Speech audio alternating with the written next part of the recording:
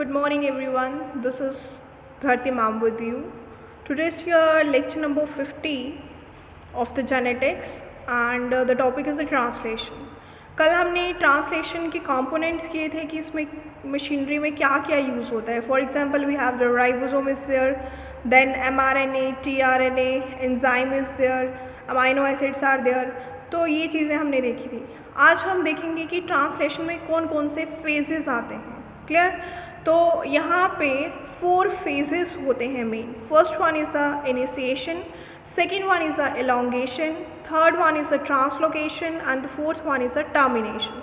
अब हम इसको एक एक करके देखेंगे कि किस तरह से इनिशिएशन अकर होती है, elongation is there, then translocation and termination.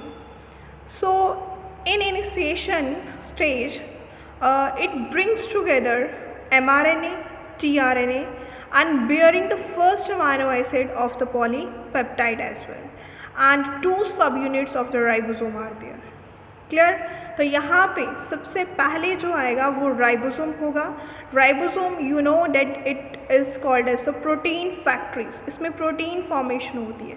तो राइबोसोम का सबसे इम्पॉर्टेंट रोल है. Then we have the mRNA, tRNA and the first amino acid of the polypeptide as well. हमारे पास जो कंपोनेंट हैं वो इन्वॉल्व करते हैं large and small sub unit of the ribosomes, then mRNA and initiator tRNA in its charge form. Basically सबसे पहले जो अकर होता है that is the activation of the amino acid. ठीक है, ATP की प्रेजेंट में और मैग्नीशियम आयन की प्रेजेंट में एक्टिवेशन होती है अमाइनो एसिड की. तो उसी की ये रिलेटेड टर्म है charge. And 3 factors are there, that is initiation factor 1, then 2 and 3 along with the GTP, that is a guanosine triphosphate. Clear? Then tRNA has amino acid linked to it and it is termed as a charged tRNA. Charging of tRNA अकर होती है जब ये initiation of amino acid हो जाता है. उसके बाद second step जो आता है that is a charging of tRNA. And tRNA specific for the activated amino acid attaches itself with the help of its loop to the amino acid, that is amino acyl AMP enzyme complex. Clear? Then next is initiation factor 1 and 2. They both get binds with the 30S subunit of the ribosome, and IF3 complexed with the GTP and then bind to a small unit, and it will assist also the charge initiated tRNA to bind as well. Then assemblage is there, assembling occur होती है, and the assembled ribosome has 2 tRNA binding sites. ये आप 11th में भी कर चुके हो कि जो राइबोसोम है उसमें अलग अलग तरह की साइट्स होती हैं. तो उन साइट्स में हमारे पास बेसिकली 3 साइट्स होती हैं, A site, P site and E site. तो यहाँ पे फिलहाल 2 tRNA बाइंडिंग साइट्स बताई हैं. These are called the A site, जिसे हम एक्सेप्टर साइट बोलते हैं for amino acyl, and P site that is a donor site for polypeptide. A site जो है वहाँ पे amino acyl tRNA molecule bind करता है, और P साइट पे जो पॉलीपेप्टाइड चेन है वो पाई जाती है. Then a major outcome is there of the initiation is the placement of the initiator tRNA in the P site. तो इनिशिएशन में पहला जो आउटकम आता है वो यही है कि tRNA जो है वो प्लेस होता है कहाँ पे, P साइट पे, और यहाँ पे कोडॉन यूज़ होते हैं, एंटी कोडॉन यूज़ होते हैं. तो पहला जो स्टार्टिंग कोडॉन यूज़ होता है that is AUG, and anti codon जो यूज़ होता है ट्रांसलेशन में UAC. Okay, then the small ribosomal subunit attaches to 5' of mRNA. Then यहाँ पे आपको बताया है फर्स्ट डायग्राम में देखिए कि हमारे पास स्मॉल राइबोसोमल यूनिट है जिसके ऊपर mRNA बाइंडिंग साइट है. mRNA का पूरा स्ट्रैंड है 5 to 3. Then binding site show की है, and this is a start codon. Clear? और ऊपर यहाँ पे दिया है जैसे AUG प्रेजेंट है एंड UAG प्रेजेंट है. आफ्टर डेट सेकेंड में देखिए हमारे पास तीनों साइट्स बताई हैं, E site, P site and A site. तो ये लार्जर सब यूनिट पे है. पहले स्मॉलर सब यूनिट पे था, and then we have the larger subunit, and this is a translation initiation complex as well. Then next we have the elongation.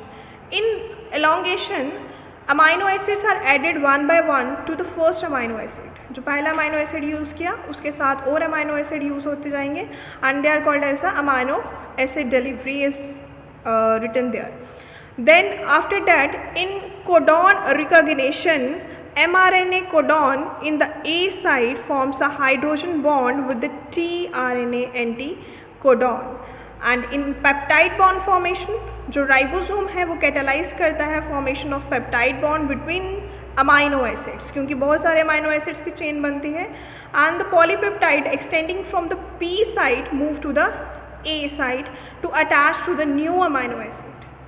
Then in elongation process, 3 elongation factors, that is EFT4, then EFT5 and EFG will bind with GTP or GDP. ये energy की form है. Then हमारे पास है translocation.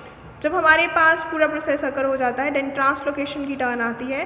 The tRNA with the polypeptide chain in the A site, वहाँ से ये translocate होता है कहाँ पे? P site. क्लियर? tRNA किसके साथ है? पॉलीपेप्टाइड चेन के साथ है और कहाँ पे है? A साइड पे है. अब ये कहाँ पे ट्रांसलोकेट होगा? P साइड पे.